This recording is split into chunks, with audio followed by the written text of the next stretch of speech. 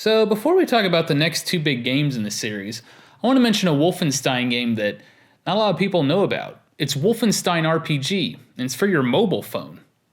In 2005, John Carmack of id Software got a brand new cell phone from his wife, complete with a full-color display and a bunch of pre-installed game demos.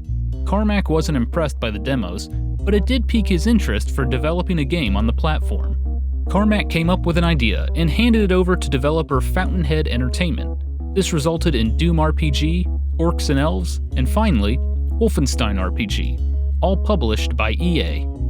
Wolfenstein RPG it's an RPG. It uses turn-based combat on a grid, and it's actually really well done. Unfortunately, the game's pretty much disappeared from the App Store, most likely due to publishing rights, which we'll touch on a little later in this episode. While these mobile games were being made, id Software had just announced they were working with Raven Software on a sequel to Return to Castle Wolfenstein. The two companies had a great working relationship, going all the way back to the early 90s, when they were both located in Madison, Wisconsin. Raven would use id Software's game engines to create their own titles, such as Heretic and Hexen.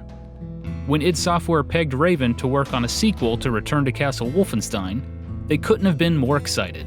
The new game would be made primarily for consoles rather than PCs, a first in the franchise. Endrant Studios would create the multiplayer portion of the game. Raven initially developed the title as an open-world game, being able to walk around and complete the game however you wanted. But after 2 years, Raven felt it had lost the Wolfenstein feel.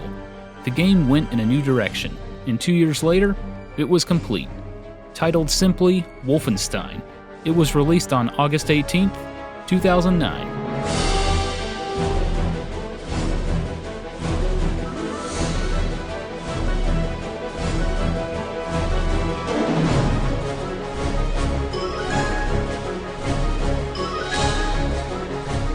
After the events of Return to Castle Wolfenstein, BJ Blazkowicz sabotages a German battleship and discovers an ancient medallion with otherworldly powers. The Office of Secret Actions wants to know more about the artifact and sends BJ to the city of Eisenstadt to meet up with the Kreisau Circle resistance group. From there, he must learn more about the medallion and what the Nazis are planning to do with it. Wolfenstein ramps up the involvement of the occult more than ever. As BJ, you're able to use the medallion's powers to enter another dimension. This allows you to slow down time, find hidden rooms, create a bulletproof force field, and discover enemy weak spots. While Raven ditched their original open-world concept, elements of it are still in the game. You actually progress through the game by exploring the city of Eisenstadt. Nazis patrol the streets, but you'll need to maneuver your way around the city to access new missions and upgrade your weapons. Upon its release, Wolfenstein received average to positive reviews. Giant Bomb declared, "It's not going to blow your mind with new, never-before-seen features or anything like that, but Wolfenstein is well-designed and engaging from start to finish." IGN stated, "Wolfenstein comes off as an engaging, though otherwise forgettable shooter." Unfortunately, Wolfenstein suffered from poor sales, and several members of Raven and Endrant Studios were laid off after the game's release. It was the first major disappointment in the series' history. In 2009, id Software was purchased by ZeniMax Media. John Carmack stated he was tired of working with different publishers on id Software titles. ZeniMax Media could handle it all for them. ZeniMax suddenly had a vast array of franchises. They owned Bethesda, which gave them the Fallout and Elder Scrolls games, and now they had id Software. This gave them Doom, Quake, and of course, Wolfenstein. Across the Atlantic Ocean, a new Swedish developer known as Machine Games was born. It was founded by former members of Starbreeze, a company known for games such as Chronicles of Riddick and The Darkness. For a year, Machine Games brainstormed game ideas and pitched them to publishers, but no one was biting. Bethesda, after turning down one of their ideas, told them that ZeniMax had just bought id Software. Maybe they could work on one of their franchises. "Is anyone working on Wolfenstein?" they asked. "No, nobody's doing that," replied Bethesda. On the brink of collapse, Machine Games pitched an idea for a new Wolfenstein game. id Software loved it, and in November of 2010, ZeniMax purchased Machine Games. Their idea was to completely reimagine the series, while bringing back elements of a traditional first-person shooter.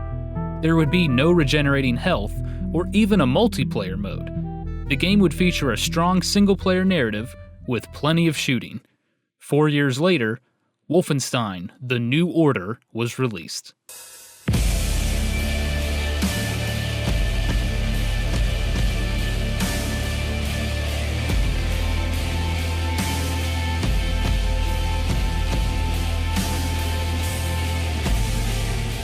The year is 1946, and Germany is winning the war thanks to the advanced cybernetic creations of the Nazi scientist Death's Head. In a last-ditch attempt, the Office of Secret Actions sends B.J. Blazkowicz and crew to Death's Head's compound to hopefully turn the tide of the war. They don't succeed, and you eventually find yourself in the year 1960, with the world completely occupied by the Nazis. It's up to you and the Resistance to fight back. The New Order added a surprising human touch to the series. For the first time ever, the character of B.J. Blazkowicz is fleshed out, as well as many other characters in the game. In between all the hectic gun battles, you'll find yourself in the Resistance group hideout, interacting with people and reading over newspaper clippings from the Nazi-occupied world. The New Order received rave reviews and was even nominated for several Game of the Year awards. Polygon.com exclaimed, "The New Order's got all the workings of a classic shooter." The Toronto Sun stated, "Machine Games have done a wonderful job capturing the essence of the old-school shooter while avoiding its pitfalls." In March of 2015, Machine Games announced they were working on a standalone prequel titled Wolfenstein: The Old Blood. From the looks of it, B.J. Blazkowicz is once again heading back to Castle Wolfenstein. It's set to be released in May of 2015.